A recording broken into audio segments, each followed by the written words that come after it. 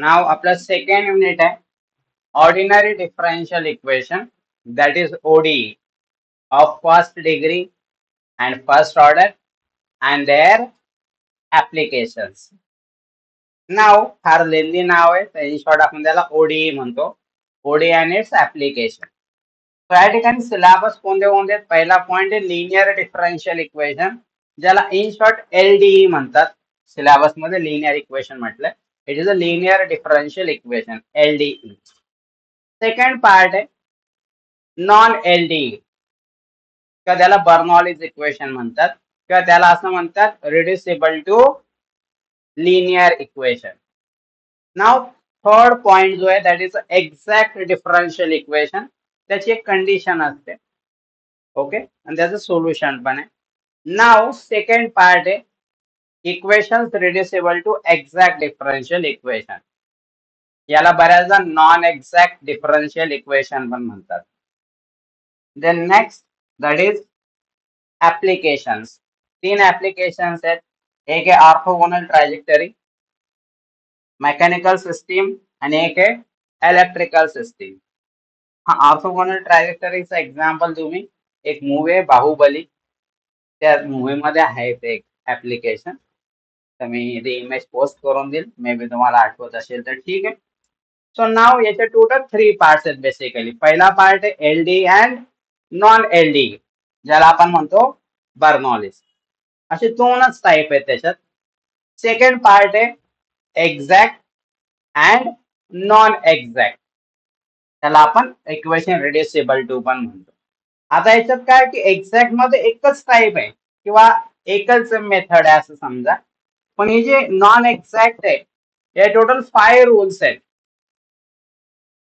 5 rules पैकी कोणते तरी रूल्स आपल्याला अप्लाय करा म्हणजे 5 टाइप्स आहेत. आणि तिसरा पार्ट काय आहे ऍप्लिकेशन. आता मेजर पार्ट काय आहे ना पेपर मध्ये ना कुठेच काही म्हटलेलं नसतं की हा कोणत्या टाइपचा क्वेश्चन आहे, हा लिनियर आहे की नॉन लिनियर आहे, एक्झॅक्ट आहे की नॉन एक्झॅक्ट आहे. तुम्हाला पेपरला आयडेंटिफाय करावं लागतं की कोणत्या टाइपचा क्वेश्चन आहे. त्यानंतर तुम्ही त्याचं सोल्युशन फाइंड करू शकता. म्हणून पेपरला प्रिपरेशन करताना क्वेश्चन पेपर पॅटर्न कोणत्या टाइप मध्ये तर लक्षात ठेवा 6 मार्क्सचे क्वेश्चन्स आहेत. 3 क्वेश्चन तुम्हाला अटेम्प्ट एनी 2 करायचा. क्वेश्चन नंबर 2 अटेम्प्ट एनी 2 6 मार्क्सचे क्वेश्चन असतात. अटेम्प्ट एनी 2 याच्यातला पहिला क्वेश्चन जो येतो तो LDE आणि नॉन LDE वर असतो. वन क्वेश्चन फ्रॉम LDE और नॉन LDE म्हणजे बर्नॉलीज. नॉन LDE म्हणजे रिड्युसिबल टू लिनियर इक्वेशन त्याला आपण म्हणतो बर्नॉली इक्वेशन. म्हणजे 2 टाइप्स आहेत ज्याच्यात त्याच्यातला एक क्वेश्चन या ठिकाणी येऊ शकतो. सेकंड क्वेश्चन वन क्वेश्चन किंवा you may say example from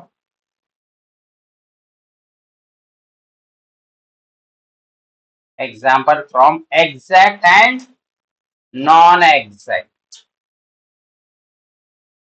exact और नॉन एक्झॅक्ट. आता इथं खरा प्रॉब्लेम कुठे आहे सेकंड याच्यात. का म्हणून याच्यात दोनच केस आहे LDE किंवा नॉन LDE. याच्यात एक्झॅक्ट असेल तशी मेथड आणि नॉन एक्झॅक्ट मध्ये 5 रूल्स आहेत म्हणजे टोटल 6 टाइपचे एक्झाम्पल आहे. तुम्हाला आयडेंटिफाय करायचं कोणत्या टाइपचं एक्झाम्पल आहे. आणि थर्ड पॉइंट काय that is a application. Total 3 application आहे त्याच्यातलं कोणतं तरी एक ऍप्लिकेशन येऊ शकतं.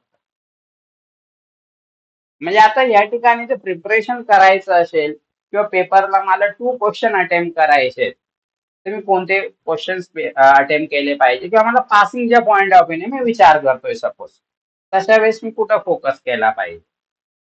इन माय ओपिनियन तुम्ही फोकस केला पाहिजे. कारण का पेपरला हा सिक्वेन्स राहील असं नाही, मागे पुढे पण होऊ शकतात. पेपरला सर्वात महत्वाचं इम्पॉर्टंट स्टेप काय की तुम्हाला एक्झाम्पल आयडेंटिफाय करता आलं पाहिजे की हा LDEचा एक्झाम्पल आहे की एक्झॅक्ट आहे. मग त्या LDE मध्ये LDE आहे की नॉन LDE. एक्झॅक्ट मध्ये एक्झॅक्ट आहे की नॉन एक्झॅक्ट आहे. नॉन एक्झॅक्ट मध्ये पण 5 रूल्स आहेत. कोणत्या टाईपचा रूल आहे. अशा बऱ्याच गोष्टी आहेत. मग त्या केसमध्ये मी नेहमी सांगतो, जर तुमच्या पासिंगच्या पॉइंट ऑफ व्ह्यूने इव्हन जर स्कोरिंगचं प्लॅनिंग तुम्ही करत असाल तर त्या केसमध्ये तुम्हाला इन माय ओपिनियन तुम्ही एलडी आणि नॉन एलडी तुम्ही प्रिपेअर केलं पाहिजे. कारण दोनच टाईप आहेत आणि जास्त फार असं रूल नाहीये, फार असं कॉम्प्लिकेटेड आहे असं नाही. तर हा टॉपिक तुम्ही फोकस केला पाहिजे. म्हणजे सुरुवातीचे 2 पार्ट्स तुम्ही जास्त फोकस केले पाहिजे. सेकंड आहे एक्झॅक्ट आणि नॉन एक्झॅक्ट प्रिपरेशन करा. बट बराचसा लेंदी आहे, तो वास्ट सिलेबस आहे, पण एकच क्वेश्चन येईल त्याच्यातनं. तो थोडं क्वाईट डिफिकल्ट होईल. आणि तिसरा पार्ट आहे ऍप्लिकेशन. आता ऍप्लिकेशन्स इतके इझी नाही आहेत, बट नॉन एक्झॅक्ट पेक्षा थोडंफार बेटर आहे. मी तुम्हाला ऍटलीस्ट समजू शकतो की हा क्वेश्चन ऑर्थोगोनलचा आहे की मेकॅनिकलचा आहे की इलेक्ट्रिकल सिस्टीम, पण थोडे लेंदी राहतात ऍज कम्पेअर टू याच्यापेक्षा. तर मग अशा केसमध्ये इन माय ओपिनियन तुम्ही एलडी नॉन एलडी वर फोकस केला पाहिजे आणि मग ऍप्लिकेशन्स. पण तुम्हाला पासिंगच टार्गेट असेल तर in my opinion you must focus LD and non LD, पहिला 2 पार्ट्स. बाकीचे टॉपिक फार जास्त फोकस करू नका, कारण ब्रेन फार जास्त यूज होईल नाही. आणि पुढे आहेत आपल्याला बरेचसे टॉपिक जे कव्हर करायचे. ओके, सो आपला फर्स्ट पॉइंट आहे थोडंसं थेरी डिफरन्शियल इक्वेशन. आता डिफरन्शियल इक्वेशन कशाला म्हणतात, त्याच्या अगोदर इक्वेशन आणि एक्सप्रेशन मधला डिफरन्स माहित आहे का? नाव इक्वेशन म्हणजे काय, की ज्याची एलएचएस आणि आरएचएस दोघी दिलेल्या असतात आणि मध्ये इक्वल टू असतो, त्याला आपण काय म्हणतो, इक्वेशन. जसं for example y is equal to 3x plus 5. तर या ठिकाणी एलएचएस पण दिलेले आणि आरएचएस पण दिलेले आणि मध्ये इक्वल टू. तर हे काय इक्वेशन आहे की एक्सप्रेशन आहे? इक्वेशन. नाव एक्सप्रेशन मध्ये काय होतं, only one side is given, एकच साइड दिलेली असते, तुम्ही त्याला एलएचएस म्हणा किंवा आरएचएस म्हणा. जसं for example sine 3t upon 3 plus t square. आता यात एकच साइड दिलेली आहे, तर याला काय म्हणतात, एक्सप्रेशन. रिमेंबर दिस पॉइंट. एक आहे इक्वेशन आणि एक आहे एक्सप्रेशन. इक्वेशन मध्ये बोथ साइड आर गिवन, मध्ये इक्वल टू, आणि एक्सप्रेशन मध्ये only one side is given, त्याला म्हणतात expression. Okay, is it clear? Equation आणि expression.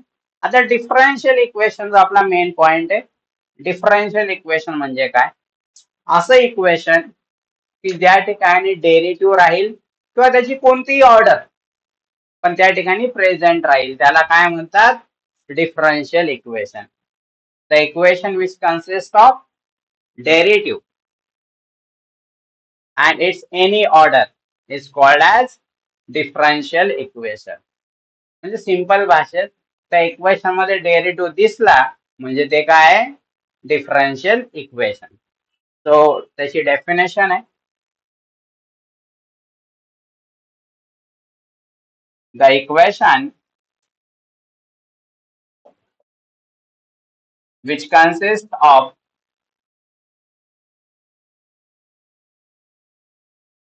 derivative and its any order, its any order is called as differential equation. त्याला in short D म्हणतात.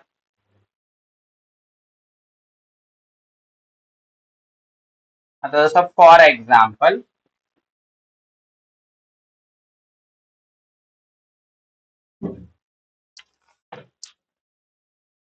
Suppose first example है x plus 1 into dy by dx minus y is equal to e raised to 3x into 1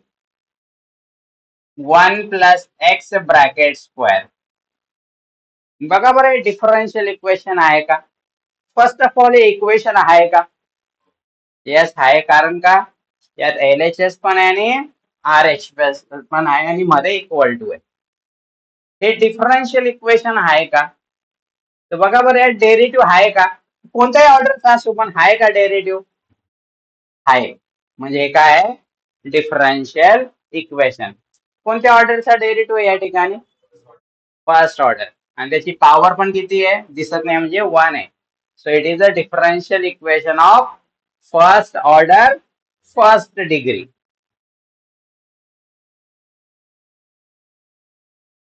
इथं लिहून देता होतं, differential equation of first order and त्याची highest power that is a degree, त्याला म्हणतात first degree.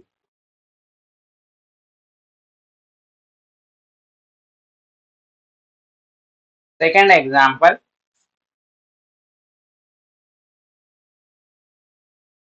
d2y upon dx square plus 5 dy by dx plus 6y is equal to e raised to x into sin x. First of all सांगा, equation आहे का? आहे, कारण LHS पण आहे, RHS पण आहे, मध्ये इक्वल टू आहे. सेकंड आहे, डिफरन्शियल इक्वेशन आहे का? काय डेरिव्हेटिव्ह दिसला म्हणजे डिफरन्शियल इक्वेशन. ओके. त्यात कोणत्या ऑर्डरचा डेरिव्हेटिव्ह आहे? हायेस्ट ऑर्डर कोणती आहे? फर्स्ट ऑर्डर पण आहे आणि सेकंड ऑर्डर पण आहे. हायेस्ट काय? Second order. त्या सेकंड ऑर्डरची पॉवर किती आहे? ब्रॅकेटची पॉवर दिसत नाही म्हणजे 1 आहे. So again it is a differential equation of first second order first degree.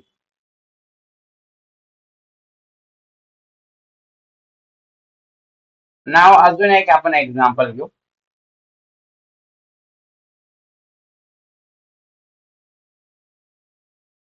del square y upon del x square minus 9y is equal to sin 2x. First of all equation आहे का? आहे, LHS पण आहे आणि RHS पण आहे. हे differential equation आहे का? या डेरिव्हेटिव्ह आहे का? आहे ना, पार्शियल आहे पण आहे ना, डेरिव्हेटिव्ह आहे ना. So that is a differential equation. कोणत्या ऑर्डरचा आहे?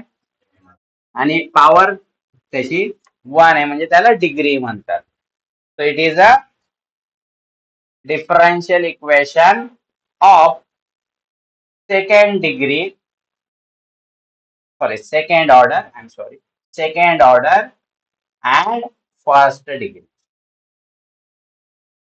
सेकंड डिग्री पण येतात काही काही, पण नाही येत एवढं. समजला हा पॉइंट? सो या ठिकाणी 2 टाईपचे डिफरन्शियल इक्वेशन्स आहेत. 2 टाइप्स ऑफ डिफरन्शियल इक्वेशन.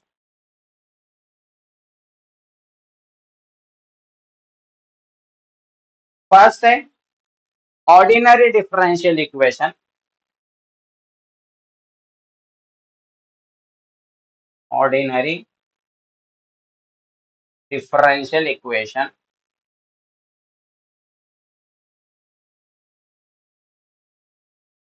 याला इन शॉर्ट म्हणतो आपण ODE. आणि सेकंड आहे partial differential equation.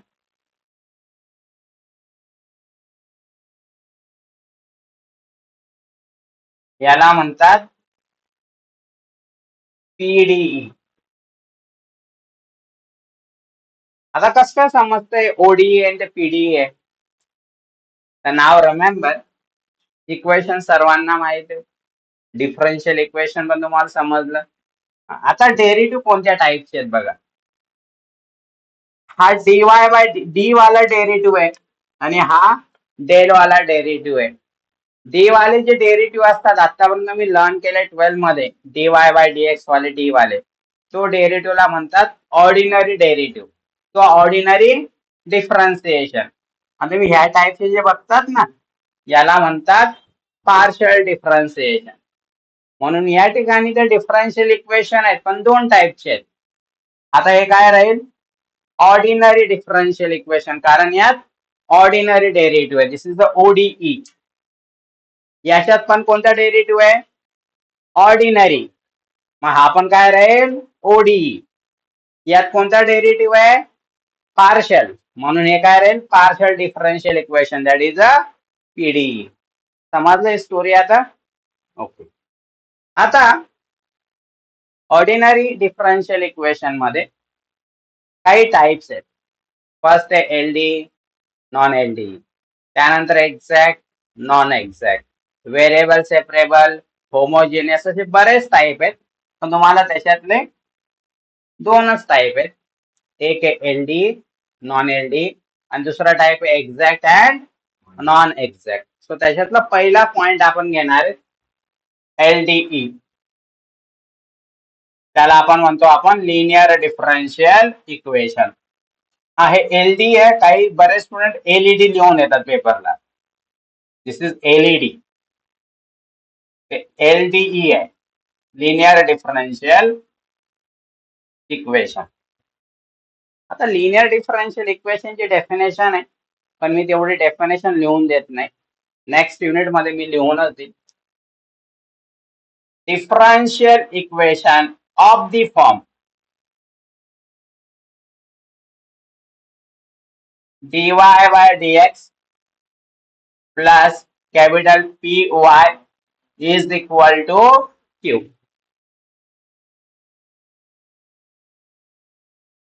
Where P and Q are function of x.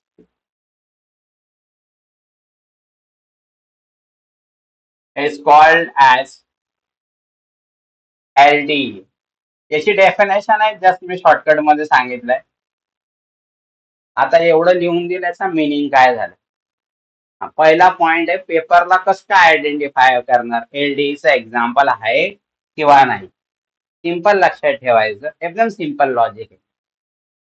Single Y किंवा सिंगल एक्स असेल, आय रिपीट, सिंगल वाय किंवा सिंगल एक्स असेल, म्हणजे ते एक्झाम्पल कसं राहतं, एलडीईच आहे. सिंगल वाय म्हणजे काय, म्हणजे वायची पॉवर नसते, म्हणजे स्क्वेअर रूट ऑफ वाय येणार नाही किंवा वाय स्क्वेअर राहणार नाही. Y single Y. क्वेश्चन मध्ये कधी ऑब्झर्व करायचं, सिंगल वाय किंवा सिंगल एक्स आहे. ते जर असं म्हणजे ते एक्झाम्पल शुअरली कसं राहील, एलडीईचं राहील. ओके. नाव एलडीईचं एक्झाम्पल या फॉर्मॅट मध्ये आणायचं आपल्याला. या फॉर्मॅट मध्ये म्हणजे काय, आता याचा मिनिंग समजून घ्या. महत्वाचा पॉइंट आहे हा. वाय सोडून जो काय उरलेला पोर्शन राहील, ज्यात एक्स राहतो, तो काय राहील, पी. आणि दुसरा पॉइंट असा राहील की ज्यात वाय राहणार नाही, तो काय राहतो, क्यू. लक्षात घ्या, दोन पार्ट पाहिजे, ज्याच्यात वाय आणि दुसरा ज्याच्यात वाय नाहीये. नाव वाय सोबतच त्याचा काय राहील, डेरिव्हेटिव्ह, आणि त्याच्या पुढे काहीच नको आणि असलं तर ते बघू आपण काय करायचं. असाच फॉर्मॅट पाहिजे. पहिले काय पाहिजे, dy बाय dx, त्याच्या समोर काहीच नको. हे डेफिनेशन महत्वाची आहे, त्याच्या समोर काहीच नको, आणि असलं तर ते डिवाइड थ्रू आउट करावं लागतं. सेकंड काय म्हटलंय, वाय सोबतचा जो पार्ट आहे plus P. Okay, that is. आणि सेकंड पार्ट काय, क्यू, ज्याच्यात वाय नाहीये. आणि इथं डेरिव्हेटिव्ह पण dy बाय dx आहे. हा पॉइंट लक्षात राहू द्या. याच्यानंतर असा फॉर्मॅट नंतर आपल्याला काय करावं लागतं, एक काढावं लागतं इंटिग्रेटिंग फॅक्टर, ज्याला इन शॉर्ट आयएफ म्हणतात. इंटिग्रेटिंग फॅक्टर, याला इन शॉर्ट म्हणतो आपण आयएफ. आणि हा कसा काढतात, compulsory e raise to integration P dx, e raise to integration of P dx, म्हणजे या पीचं इंटिग्रेशन सॉल्व्ह करावं लागेल ईच्या पॉवर. त्यानंतर याचं सोल्युशन म्हणजे आन्सर, त्याला जनरल सोल्युशन म्हणतात. General solution is given as